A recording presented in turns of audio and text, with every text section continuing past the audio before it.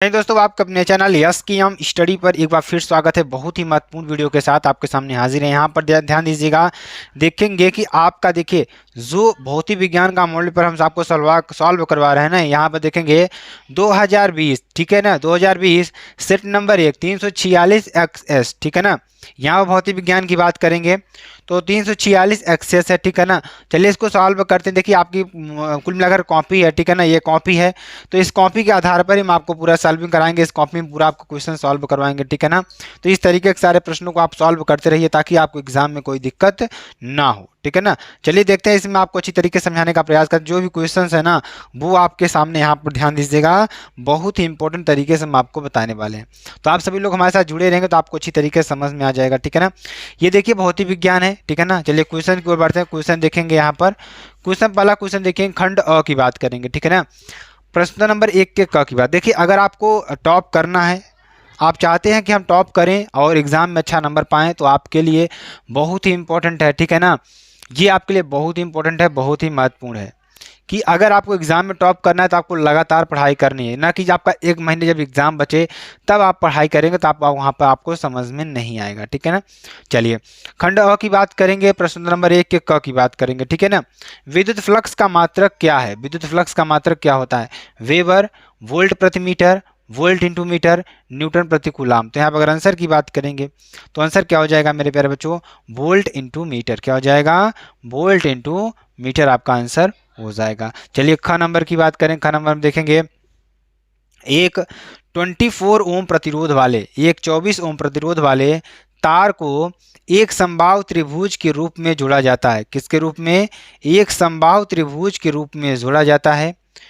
किन्हीं दो शीर्षों के बीच प्रभावी प्रतिरोध निम्नलिखित होता है। मान लीजिए कोई हमारा क्या है, किन्हीं कोई दो शीर्ष हैं, उनके बीच जो प्रभावी प्रतिरोध है निम्नलिखित होता है। कौन कौन सा? देखिए क्या क्या होगा, 9/2 ओम, 16/3 ओम, 12 ओम या 24 ओम। तो यहाँ पर आंसर की बात करेंगे, ध्यान दीजिएगा, ए बी और ए सी क्या है? श्रेणी क्रम में है। अगर यहाँ पर हम ए बी और ए सी को किस में मान लें? श्रेणी क्रम में मान लें, तो ये डायरेक्ट जुड़ जाएंगे, ठीक है ना। जब डायरेक्ट जुड़ जाएंगे तो यहाँ पर 8 + 8 यानी कि 16 ओम आपका हो जाएगा। अब देखेंगे जब ये 16 ओम हो जाएंगे तो यहाँ से देखिए बी और सी के बीच हमें क्या निकालना है? टोटल इक्विवेलेंट हमें रेजिस्टेंस निकालना है। तो यहाँ पे 16 ओम और यहाँ पे 8 ओम, तो यहाँ से टोटल क्या हो जाएगा? इसको हम सॉल्व करेंगे तो क्या हो जाएगा? ध्यान दीजिएगा, 1/r प्लस 1/8 यानी कि 1/r बराबर 1/r डैश प्लस 1/8 बराबर 116 प्लस 1/8 बराबर 1 + 2/16। तो यहाँ पर आंसर की बात करेंगे, आंसर क्या हो जाएगा? 1/r = 3/16, ठीक है ना। ये आपके लिए हो जाएगा। अतः किन्हीं दो शीर्षों के बीच प्रभावी जो प्रतिरोध है r बराबर कितना हो जाएगा? 16/3 ओम है, ठीक है ना, आपके लिए हो जाएगा। चलिए आगे आपको बताते हैं। अगला क्वेश्चन देखेंगे, एक प्रत्यावर्ती परिपथ में R बराबर 100 ओम, कितना? R बराबर 100 ओम, ठीक है ना, और XL बराबर 200 ओम तथा XC बराबर 200 ओम, ठीक है ना। मतलब R बराबर 100 ओम, XL बराबर 200 ओम और XC बराबर 200 ओम, ठीक है ना। तो श्रेणी क्रम में जुड़े हैं, तो आरोपित वोल्टेज तथा प्रवाहित धारा में कलांतर क्या होगा? किसमें? ध्यान दीजिएगा, आरोपित वोल्टेज तथा प्रवाहित धारा में जो कलांतर होगा वो क्या होगा? तो यहाँ आप देखिए 0 डिग्री, 30 डिग्री, 45 डिग्री या 90 डिग्री। तो आंसर क्या हो जाएगा? ध्यान दीजिएगा, एक प्रत्यावर्ती परिपथ में जो यहाँ पे देखिए R बराबर 100, XL बराबर और XC बराबर 200, तो यहाँ पे क्या हो जाएगा? tan थीटा बराबर XL - XC/R यानी कि 200 - 200/100 बराबर 0। तो फाई बराबर कितना हो जाएगा? 0 डिग्री सेंटीग्रेड, ठीक है ना। आपके लिए 0 आपका सेंटीग्रेड नहीं होगा, ठीक है ना। घ की बात करेंगे, घ नंबर देखिए, यदि ध्रुवण कोण अल्फा तथा क्रांतिक कोण बीटा हो तो क्या हो? यदि ध्रुवण कोण अल्फा तथा क्रांतिक कोण बीटा हो तो tan alpha into sine beta बराबर 1, ठीक है ना, या cot alpha into sine beta बराबर 1। तो आंसर यहाँ पे क्या हो जाएगा आपका?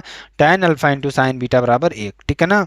चलिए ध्यान दीजिएगा, चलिए आगे आपको बताते हैं। अगला क्वेश्चन अंगा की बात करेंगे, तो एक ही वेग से गतिमान निम्नलिखित में से किस कण की डी ब्रॉगली तरंगदैर्घ्य अधिकतम होती है? 4 ऑप्शन आपको मिलेंगे, इलेक्ट्रॉन, प्रोटॉन, न्यूट्रॉन या अल्फा कण। तो यहाँ पर आंसर की बात करेंगे, आंसर क्या हो जाएगा आपका? इलेक्ट्रॉन हो जाएगा। क्या हो जाएगा? इलेक्ट्रॉन हो जाएगा, ठीक है ना। चलिए अगला क्वेश्चन देखते हैं, 6 नंबर की बात करेंगे, ठीक है ना। तो प्रकाश विद्युत प्रभाव के प्रयोग में आपतित प्रकाश की आवृत्ति v निरोधी विभव V0 के बीच खींचे गए वक्र की ढाल होती है, और की ढाल H H upon E upon H, v zero upon v. तो आंसर क्या हो जाएगा, यहाँ पर अगर आंसर देखेंगे आपका क्या हो जाएगा, एच अपान ई। ठीक है ना, ये आपका आंसर हो जाएगा। अब देखेंगे, अब आपके कुछ अति लघुत्तरी वाले प्रश्न भी आएंगे, 2 का क देखेंगे यहाँ पर। ठीक है ना, अवतल लेंस के द्वितीय फोकस की परिभाषा दीजिए। अवतल लेंस के शून्य मुख्य अक्ष के समांतर, तो द्वितीय फोकस लेंस की परिभाषा यहाँ पर देंगे। तो अवतल लेंस का मुख्य अक्ष के समांतर चलने वाली किरणें, जो अवतल लेंस के मुख्य अक्ष के समांतर जो चलने वाली किरणें हैं, ठीक है ना, लेंस के पर अपवर्तित होकर, क्या होकर, लेंस से अपवर्तित होकर मुख्य अक्ष पर स्थित एक निश्चित बिंदु से, जो मुख्य अक्ष पर स्थित एक बिंदु है, निश्चित बिंदु से में से आती हुई प्रतीत होती हैं। इस बिंदु को अवतल लेंस का द्वितीय फोकस अथवा मुख्य फोकस कहते हैं। ठीक है ना, इसे स्मॉल एफ से प्रदर्शित करते हैं। ठीक है ना, ये आपको लिख लेना। चलिए अगला क्वेश्चन देखते हैं। रेडियो एक्टिव पदार्थ के औसत आयु का अर्ध आयु में संबंध लिखिए।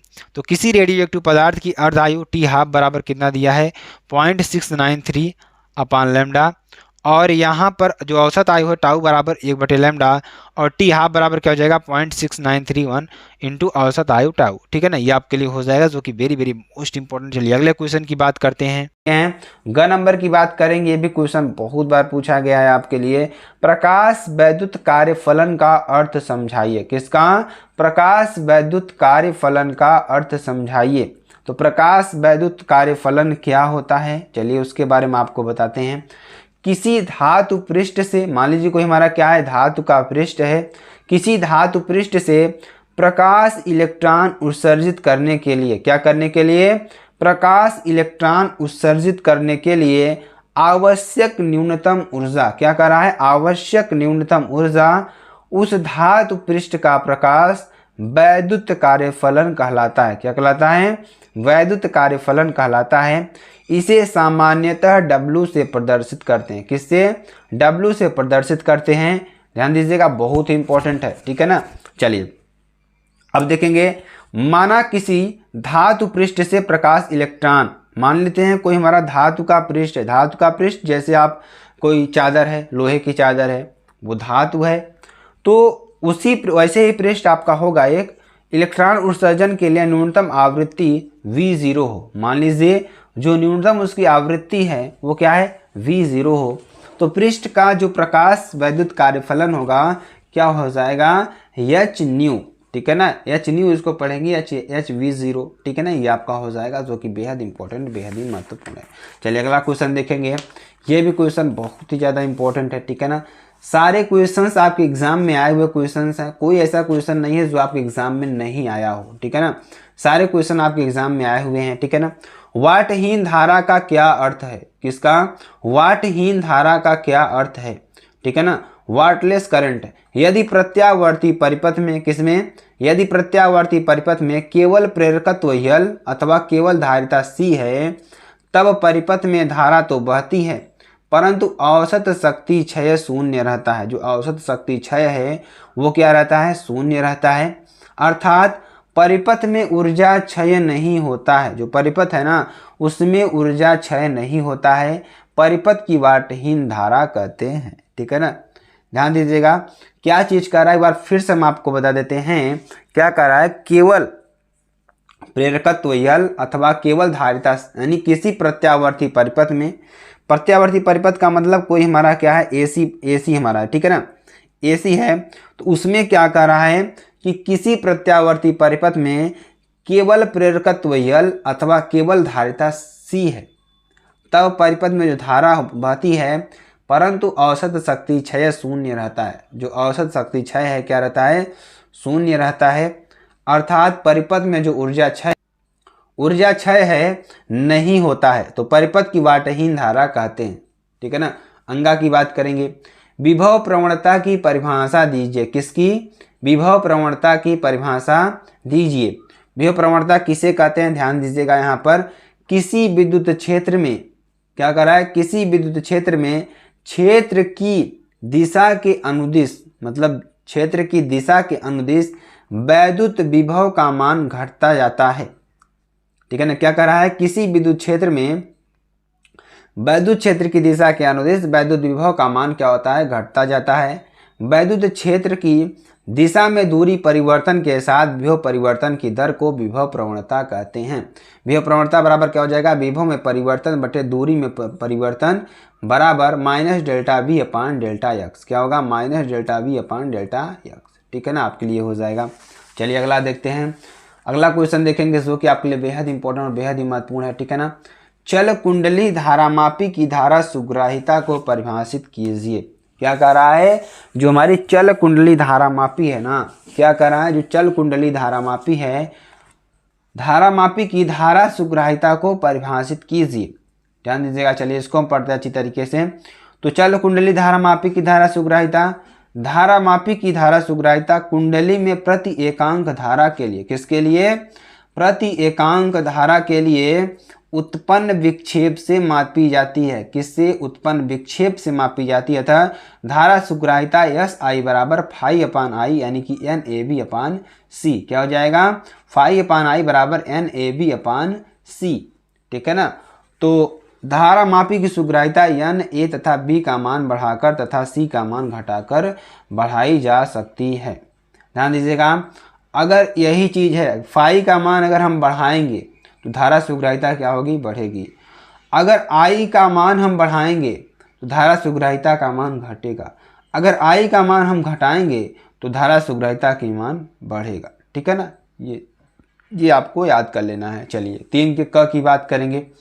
ये भी क्वेश्चन खंड स की बात करेंगे और यहाँ पर खंड स नहीं, हाँ खंड स की बात करेंगे और यहाँ पर आपके लिए लघु उत्तरीय फर्स्ट वाले क्वेश्चंस मिलेंगे। ठीक है ना।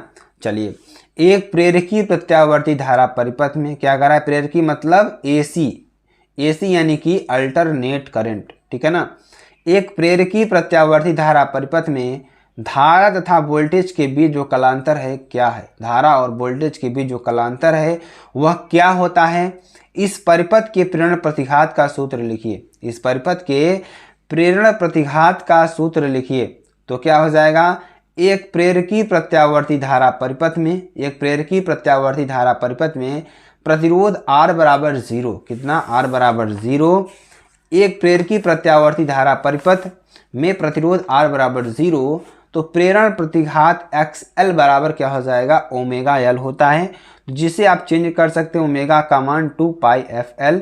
अतः धारा तथा वोल्टेज के बीच जो कलांतर होगा tan फाई बराबर XC माइनस XL अपान R बराबर 0 माइनस XL अपान 0 यानी कि इनफाइनाइट। क्या आएगा, इनफाइनाइट, यानी कि tan फाई बराबर tan 90 डिग्री, tan 90 डिग्री का मान कितना होता है, इनफाइनाइट होता है।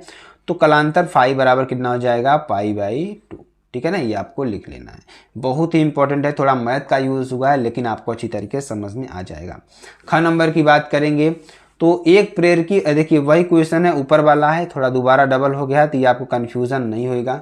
ठीक है ना, ख नंबर की बात करेंगे, यहाँ पर ग नंबर की बात करेंगे। ठीक है ना, ग नंबर की बात करेंगे तो तरंग दैर्ध्य लैम्डा बराबर 5 × 10⁻⁷ मीटर के फोटान की ऊर्जा का मान इलेक्ट्रॉन वोल्ट में ज्ञात कीजिए। जो तरंग दैर्ध्य है कितना दे रखा है, लैम्डा बराबर 5 × 10⁻⁷ मीटर है, तो फोटान की ऊर्जा का मान इलेक्ट्रॉन वोल्ट में ज्ञात कीजिए। इसका मान किस में निकालना है, इलेक्ट्रॉन वोल्ट में निकालना है। ठीक है ना, चलिए निकालते हैं, इसको भी अच्छी तरीके से ध्यान दीजिएगा। यहाँ पर देखेंगे फोटान की जो तरंग दैर्ध्य है लैम्डा बराबर कितना है, 5 × 10⁻⁷ मीटर, कितना है, 5 × 10⁻⁷ मीटर। ठीक है ना, और फोटान की जो ऊर्जा होती है, ऊर्जा जूल में E बराबर hc अपान लैम्डा, कितना, E बराबर hc अपान लैम्डा। ठीक है ना, तो यहाँ पर ध्यान दीजिएगा 6.67 × 10⁻34 इंटू, ध्यान दीजिएगा h का मान जो प्लांक नियतांक है, इसे हम क्या कहेंगे, प्लांक नियतांक है। ये क्या है, प्लांक नियतांक है। ठीक है ना, ये प्लांक नियतांक है, इंटू c का मान 3 × 10⁸ अपान 5 × 10⁻⁷। इसको सॉल्व करेंगे तो 20.22 इंटू 10⁻26 इंटू क्या हो जाएगा, 5 × 10⁻⁷, जो कि लैम्डा का मान है, जो कि क्वेश्चन में दे रखा है। इसको सॉल्व करने पर कितना आएगा, 4.44 × 10⁻⁹ जूल अब इसमें देखिए इलेक्ट्रॉन वोल्ट में क्या हो जाएगा, नीचे हम क्या लेंगे, इलेक्ट्रॉन का जो आवेश होता है वो लिख देंगे। तो 4.44 इंटू 10⁻⁹ अपान 1.6 इंटू 10⁻⁹ इलेक्ट्रॉन वोल्ट। अब ये इलेक्ट्रॉन वोल्ट में आ जाएगा तो ई का मान कितना हो जाएगा, 2.77 इलेक्ट्रॉन वोल्ट। ठीक है ना, ये आपका आंसर हो जाएगा। तो ये आपको लिख लेना है, जो कि आपके लिए बेहद इंपॉर्टेंट है। ठीक है ना, तो आपको इस तरीके से कर लेना है। चलिए आगे आपको बताते हैं जो आपके लिए बेहद इंपॉर्टेंट और बेहद ही महत्वपूर्ण ये भी है। ठीक है ना, चलिए क्या है क्वेश्चन, क्या है, ग नंबर की बात करेंगे। ठीक है ना, यदि प्रिज्म का कोण क्या कर रहा है, यदि प्रिज्म का कोण तथा न्यूनतम विचलन कोण बराबर हो तो क्या कर रहा है, यदि प्रिज्म कोण तथा न्यूनतम विचलन कोण बराबर हो तो प्रिज्म के पदार्थ का जो अपवर्तनांक ज्ञात होगा, क्या ज्ञात कीजिए, प्रिज्म के अपवर्तनांक, प्रिज्म के पदार्थ का अपवर्तनांक आपको ज्ञात करना है। तो प्रश्नानुसार क्या हो जाएगा, प्रिज्म कोण ए तथा न्यूनतम विचलन कोण लैम्डा एम बराबर है, अर्थात ए बराबर लैम्डा एम, तब प्रिज्म के पदार्थ का जो अपवर्तनांक होगा कितना होगा, sign A plus lambda M अपान 2 या साइन ए बाई 2। ठीक है ना, तो क्या हो जाएगा, sine A plus A upon 2 upon sine A by 2, यहाँ से क्या हो जाएगा साइन ए। ठीक है ना, क्यों, क्योंकि 2a अपान 2 हो जाएगा तो साइन ए बचेगा, तो sine A upon sine half यानी साइन ए बाई 2, तो यहाँ क्या हो जाएगा 2 sine A by 2 into cos A by 2 upon sine A by 2 बराबर 2 कॉस ए बाई 2। ठीक है ना, आपको लिख लेना है, जो कि बेहद इंपॉर्टेंट है। घ नंबर की बात करेंगे। क्वेश्चन देखिए क्या है, नॉर गेट का प्रतीक चिन्ह क्या तथा सत्यता सारणी बताइए। क्या बताना है, नॉर गेट का प्रतीक चिन्ह तथा सत्यता सारणी आपको बताना है। ठीक है ना, तो नॉर गेट क्या होता है, यह गेट और गेट तथा नॉट गेट के संयोग से प्राप्त होता है। जो गेट है किससे, और गेट तथा नॉट गेट के संयोग से प्राप्त होता है। इनमें और गेट के निर्गत टर्मिनल वाई डैश को नॉट गेट के निवेशी टर्मिनल से जोड़ देते हैं। ठीक है ना, किससे, यह गेट और गेट तथा नॉट गेट के संयोग से प्राप्त होगा। इसमें क्या करते हैं, जो और गेट है, जो इसका जो आउटपुट होता है, जो निर्गत होता है ना, वहां पर नॉट गेट के निवेशी टर्मिनल को जोड़ देते हैं। ठीक है ना, तो इस तरीके से नॉर गेट बनता है। देखिए ये हमारा क्या है, नॉट गेट है। ठीक है ना, और ये हमारा क्या है, और गेट है। तो अब देखेंगे नॉर गेट का प्रतीक। ठीक है ना, ये आपका हो जाएगा। तो देखिए जब इनपुट हम 0 0 देंगे तो इसका मान क्या होगा, क्या हो जाएगा, जो हमारा और गेट है 0 बनाएगा, और फिर नॉर गेट क्या हो जाएगा, उसको 1 बना देगा। ठीक है ना, 0 1 का आउटपुट क्या होगा, 1 होगा। तो यहाँ पर क्या हो जाएगा, इसको 1 को 0 कर देगा, फिर 1 0 का क्या बनाएगा, 1 बनाएगा। अब ये उल्टा करता है, हमेशा उल्टा करता है, ध्यान दीजिएगा। ठीक है ना, तो यहाँ क्या हो जाएगा, 0 हो जाएगा, पुनः 1 1 1। ठीक है ना, यहाँ पर भी क्या कर देगा, ये 0 कर देगा। अगर 1 है तो 0 करेगा, अगर 0 है तो 1 करेगा। ठीक है ना, ये चीज़ आपको याद कर लेना है। चलिए आगे देखते हैं, प्रश्नोत्तर नंबर खंड द की बात करेंगे, प्रश्न नंबर 4 के क की बात करेंगे। ठीक है ना, तो चलिए ये आपके लिए बेहद इंपॉर्टेंट क्वेश्चन ये भी होगा, बहुत ही महत्वपूर्ण क्वेश्चन होगा। ठीक है ना, चलिए क्वेश्चन देखिए क्या है, एक उत्तल लेंस तथा अवतल लेंस की क्षमता क्रमशः 10 डायोप्टर एवं 2 डायोप्टर है। कितना है, एक उत्तल लेंस तथा अवतल लेंस की जो क्षमता है क्रमशः 10 डायोप्टर तथा 2 डायोप्टर है। संपर्क में रखे दोनों लेंसों में 25 सेंटीमीटर की दूरी पर रखे वस्तु के प्रतिबिंब की स्थिति ज्ञात कीजिए। ध्यान दीजिएगा क्या कर रहा है कि एक उत्तल लेंस तथा अवतल लेंस की जो क्षमता है क्रमशः 10 डायोप्टर एवं 2 डायोप्टर है। कितना है, 10 डायोप्टर तथा 2 डायोप्टर है। संपर्क में रखे दोनों लेंसों से 25 सेंटीमीटर की दूरी पर। ठीक है ना, संपर्क मान लीजिए कोई हम 2 लेंस रख देते हैं, तो 25 सेंटीमीटर की दूरी पर रखे वस्तु के प्रतिबिंब की स्थिति ज्ञात कीजिए। युग्म लेंस की प्रकृति क्या होगी, जो युग्म लेंस है उसकी प्रकृति क्या होगी, उसके बारे में आपको बताना है। ठीक है ना, चलिए ये आपके लिए हो जाएगा। तो एक उत्तल लेंस तथा अवतल लेंस क्या करा, एक उत्तल लेंस तथा एक अवतल लेंस के संयोजन से बने, ध्यान दीजिएगा क्या करा है, एक उत्तल लेंस तथा एक अवतल लेंस के संयोजन से बने संयुक्त लेंस की जो क्षमता होगी P बराबर P1 प्लस P2। ये फार्मूला, सिंपल सा फार्मूला आपको याद कर लेना है, एकदम अच्छी तरीके से पढ़ते चलेंगे, कोई टेंशन नहीं लेंगे, कोई यहाँ पर दिमाग पर कोई लोड नहीं डालेंगे, क्योंकि आपके लिए पढ़ते चलना है, अच्छी तरीके से समझते चलना है, लास्ट में धुआं उड़ा देना है, ठीक है ना। चलिए 10 प्लस माइनस 2 बराबर 10 माइनस 2 यानी कि 8 डायोप्टर यानी उत्तल प्रकृति आपकी होगी। तो संयुक्त लेंस की जो फोकस दूरी है F बराबर 100/P सेंटीमीटर, तो 100 क्या हो जाएगा 8 बराबर 25/2 यानी कि 12.5 सेंटीमीटर, क्या हो जाएगा 12.5 सेंटीमीटर, ठीक है ना। अब लेंस के सूत्र 1/F बराबर क्या हो जाएगा 1/V माइनस 1/U से, क्या हो जाएगा 1/12.5 बराबर 1/V माइनस 1/-25, ठीक है ना। तो 1/V बराबर क्या हो जाएगा 1/12.5 माइनस 1/25। यहाँ से एलसीएम लेंगे 25, तो 1/V बराबर 2 माइनस 1 बराबर 1/25, ठीक है ना। ये आपका हो जाएगा। तो V बराबर क्या हो जाएगा 25 सेंटीमीटर, क्या हो जाएगा 25 सेंटीमीटर। तो प्रकृति में युग्म लेंस उत्तल लेंस की तरह व्यवहार करेगा, ठीक है ना। ये आपके लिए हो जाएगा। चलिए 4 के ख की बात करेंगे, जो कि आपके लिए बेहद इंपॉर्टेंट और बेहद ही महत्वपूर्ण है।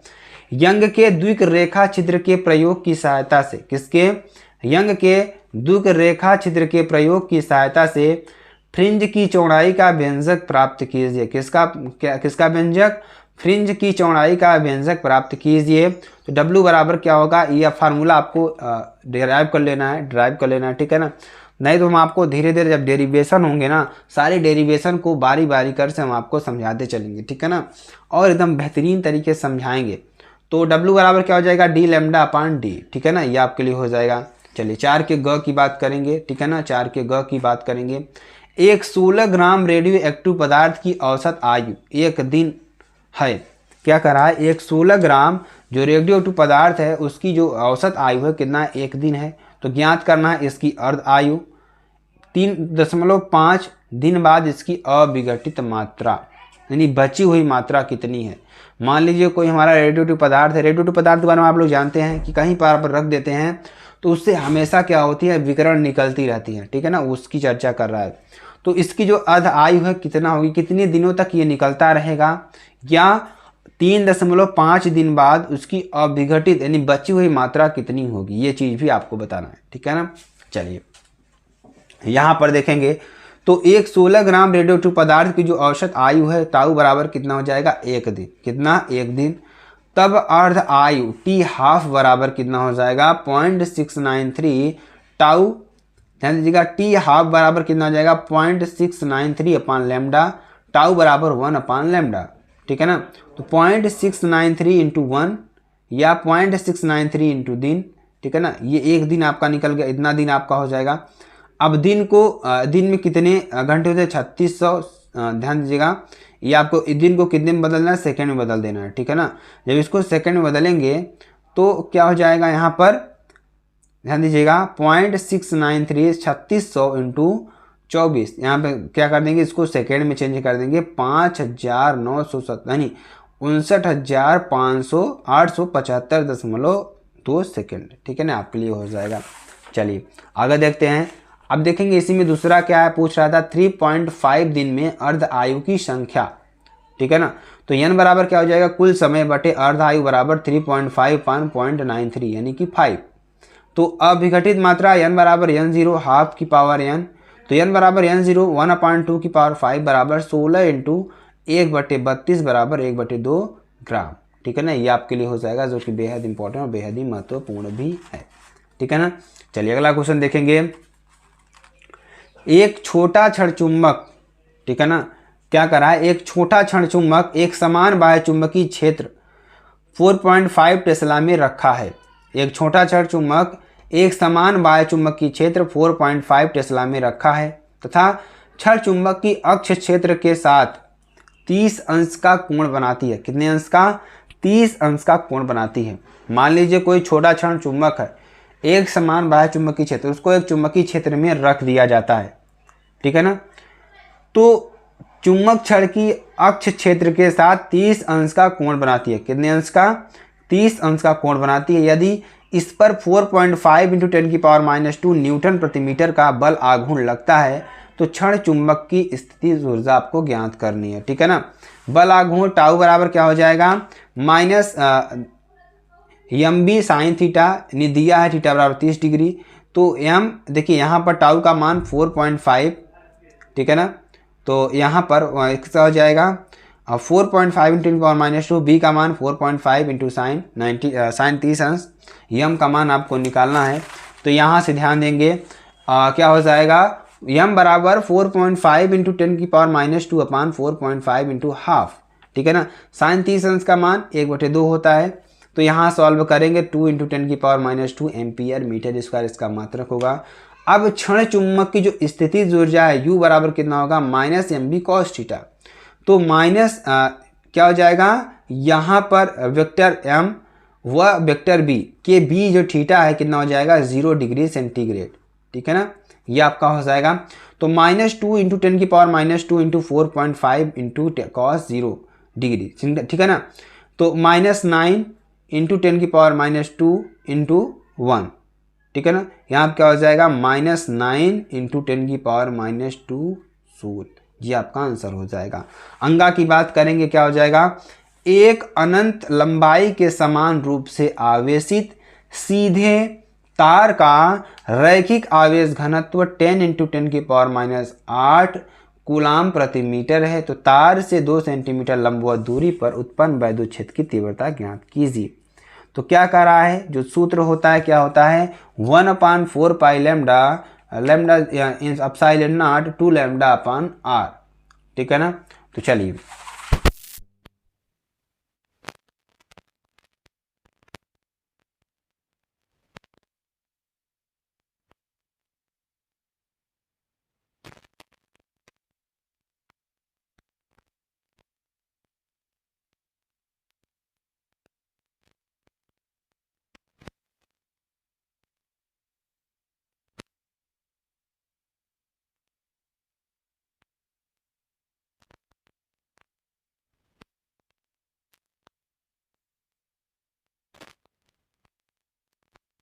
मान कितना होता है, इसका मान होता है 9 इंटू 10⁹, ठीक है ना।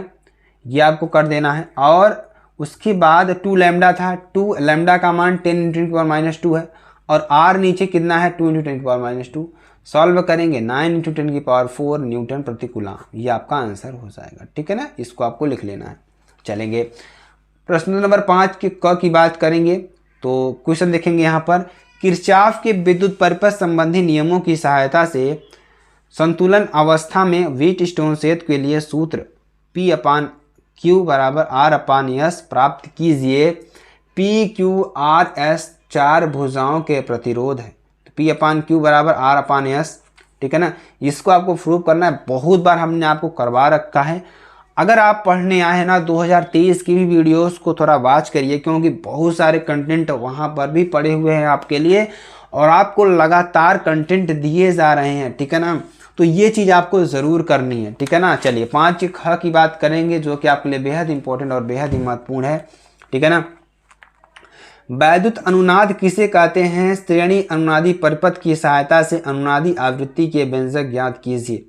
तो वैद्युत अनुनाद किसे कहते हैं, जब किसी LCR परिपथ में मुख्य धारा आरोपित वोल्टेज की कला में होती है, जो मुख्य धारा है किसकी, आरोपित वोल्टेज की कला में होती है, अर्थात प्रेरण प्रतिघात XL धारती प्रतिघात XC के बराबर होता है, अर्थात XL बराबर XC, तो इसे वैद्युत अनुनाद कहते हैं तथा इस परिपथ को अनुनादी परिपथ कहते हैं। तो F बराबर W/2 पाई, यानी F बराबर 1/2 पाई √LC, ठीक है ना। ये आपके लिए हो जाएगा। चलिए 5 ग की बात करेंगे। तो समांतर प्लेट संधारित्र की धारिता का व्यंजक प्राप्त कीजिए। किसका, समांतर प्लेट संधारित्र की धारिता का व्यंजक प्राप्त कीजिए जबकि प्लेटों के बीच आंशिक रूप से परावैद्युत पदार्थ रखा है, ठीक है ना।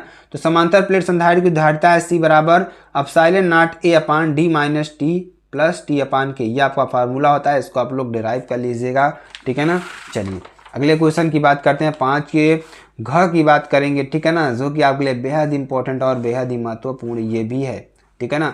अनुचुंबकीय, प्रतिचुंबकीय और लौह चुंबकीय पदार्थ क्या हैं, स्पष्ट कीजिए। ये भी क्वेश्चन हमने आपको बहुत बार बता रखा है, इसको भी आप पिछले मॉडल पेपर्स में देख लीजिएगा 2022 के मॉडल पेपर्स में, क्योंकि उसमें हमको सारे क्वेश्चंस को करवाए हुए हैं, ठीक है ना। चलिए यहाँ पे देखेंगे, अपरिवर्तनीय खगोलीय दूरदर्शी का किरण आरेख बनाइए जबकि अंतिम प्रतिबिंब स्पष्ट दृष्टि की न्यूनतम दूरी पर बनता है। इस स्थिति में आवर्धन क्षमता का सूत्र लिखिए। तो अपवर्तनीय खगोलीय दूरदर्शी क्या है? यह एक विशेष प्रकार का प्रकाशिक यंत्र है। क्या है यह एक विशेष प्रकार का प्रकाशिक यंत्र है जिससे दूर स्थित वस्तुओं को क्या कहा जाता है? जिससे दूर स्थित वस्तुओं को सरलता से देखा जा सकता है। जो दूर की वस्तुएं हैं उसको सरलता से देखा जा सकता है। यह यंत्र चंद्रमा, उल्कापिंड, तारे इत्यादि आकाशीय पिंडों के अध्ययन से प्रयोग किया जाता है। ठीक है ना, ये आपके लिए हो जाएगा। आवर्धन क्षमता m बराबर -FO/FE यानी कि 1 + FE/d क्या हो जाएगा? FE/d। ठीक है ना, आपके लिए हो जाएगा। चलिए खंड य की बात करेंगे। खंड य में ध्यान दीजिएगा, प्रकाश के ध्रुवण से क्या तात्पर्य है? किससे? प्रकाश के ध्रुवण से क्या तात्पर्य है?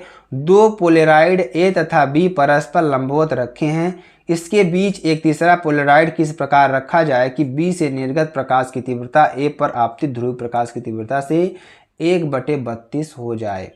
ठीक है ना, कितना हो जाए? 1/32 हो जाए। क्या कर रहा है? प्रकाश के ध्रुवण से आप क्या समझते हैं? पहले इसी क्वेश्चन को समझते हैं। प्रकाश का ध्रुवण क्या है? ध्यान दीजिएगा, वह प्रक्रिया यानी कि वह प्रक्रिया का मतलब आप लोग समझ रहे हैं, ऐसी कोई घटना या वह जिसमें हम प्रक्रिया हो, तो वह प्रक्रिया जिसके द्वारा प्रकाश किरण में, किसमें? प्रकाश किरण में वैद्युत सदिशों के कंपनों को, किसको? वैद्युत सदिशों के कंपनों को निश्चित दिशा या तल में सीमित कर दिया जाए। किसमें कर दिया जाए? निश्चित दिशा या तल में सीमित कर दिया जाए तो प्रकाश का ध्रुवण कहलाती है। क्या कहलाती है? प्रकाश का ध्रुवण कहलाती है। यह घटना प्रकाश की तरंग प्रकृति को व्यक्त करती है। जो घटना है ना, किसको व्यक्त करती है? प्रकाश की तरंग प्रकृति को व्यक्त करती है तथा अनुप्रस्थ प्रकृति की व्याख्या करती है। किसकी? अनुप्रस्थ प्रकृति की व्याख्या करती है। ध्रुवित प्रकाश में वैद्युत वेक्टर के कंपन प्रकाश के संचरण की दिशा के लंबवत होते हैं, परंतु अब ये सभी दिशाओं में सममित रूप से न होकर केवल एक ही दिशा में होते हैं। ठीक है ना, मतलब जैसे कोई आप टार्च मारते हैं तो वो क्या होते हैं? चारों तरफ उसके प्रकाश जो है फैल जाता है, लेकिन जब हम उस प्रकाश को पोलराइड करके यानी कि एक निश्चित दिशा में, जैसे उसमें लेंस लगा करके हम क्या करते हैं, उसके जो फोकस है, फोकस को निश्चित करके एक निश्चित दिशा में उसको हम जलाने का कार्य करते हैं, तो वहां पर क्या होता है? ध्रुवित प्रकाश होता है। ठीक है ना, चलिए इसी को प्रकाश का ध्रुवण कहते हैं।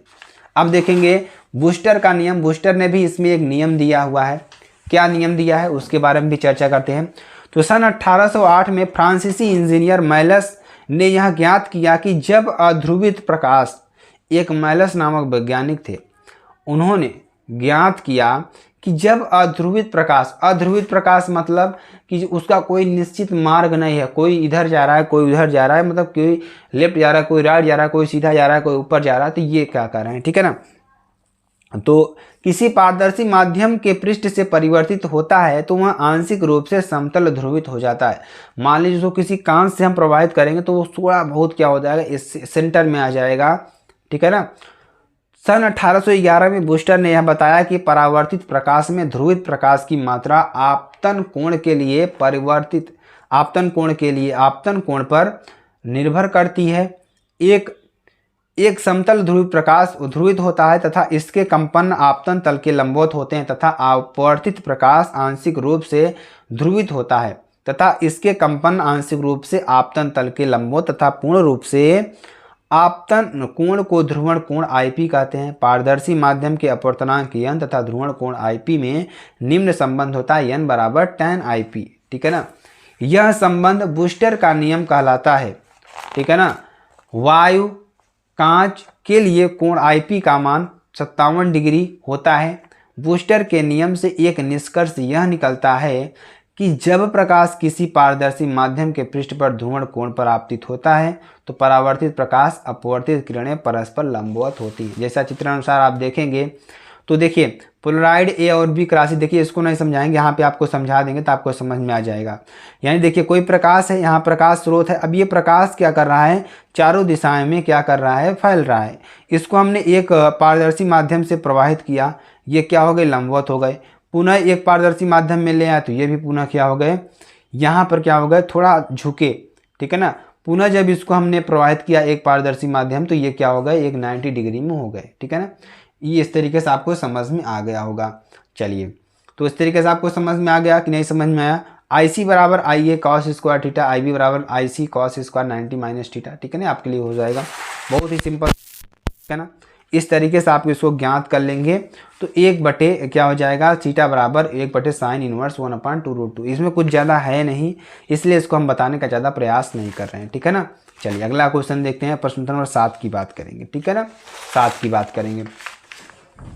तो द्रव्य तरंगे क्या हैं, पहले आपको समझाना होगा 7 नंबर में द्रव्य तरंगे क्या होती हैं, यह यांत्रिक तरंगों तथा वैद्युत चुंबकीय तरंगों से किस प्रकार अलग हैं, ठीक है ना। क्वेश्चन क्या कर रहा है कि हाइड्रोजन परमाणु में एक इलेक्ट्रॉन नाभिक के चारों ओर 0.5 एंगस्ट्रॉम की त्रिज्या की कक्षा में, ठीक है ना, 2.2 × 10⁻6 मीटर प्रति सेकंड की चाल से चक्कर लगाता है, तो इसके समतुल्य वैद्युत धारा का मान ज्ञात कीजिए, ठीक है ना।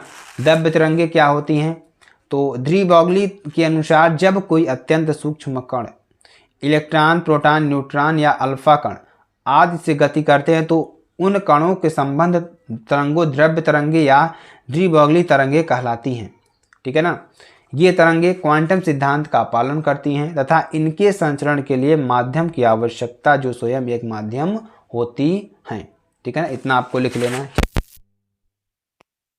इसमें थोड़ा अंतर हम आपको बताते हैं, ठीक है ना, अंतर आपको बताते हैं जो कि आपके लिए बहुत ही इंपॉर्टेंट है और बहुत ही महत्वपूर्ण भी है।